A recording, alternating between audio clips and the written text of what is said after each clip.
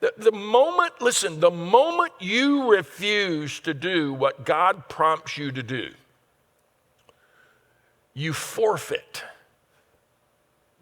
the fullness of the Spirit of God. You don't forfeit the Spirit. He still lives in you. There's these two methods of living life. And every day, all day long, you make decisions.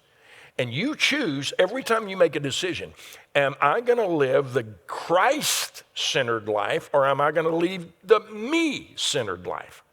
And every time I've got a decision, am I going to do it in God's power and strength, or am I going to do it in my power and strength? And if God leads you to do something and you say, no, I'm not going to do that, then guess what? You have chosen to live life in your power and strength.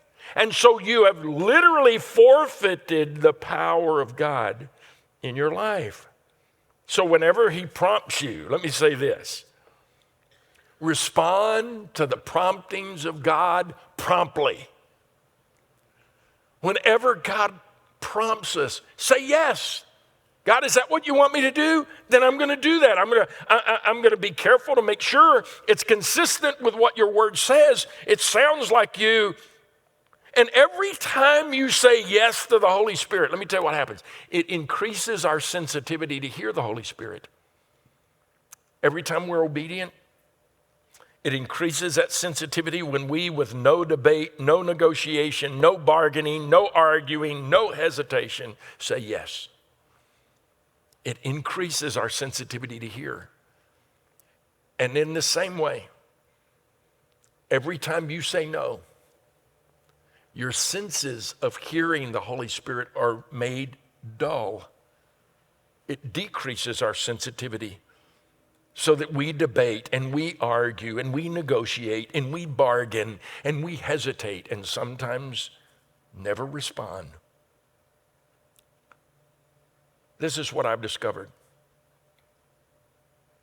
You will never hear from God about the unknown things you're seeking until you're obedient with the known. You will never hear God's voice with regard to the unknown until you're obedient with the known. If I'm not doing what God has already revealed for me to do, here's the question. Why should he give you any further instructions?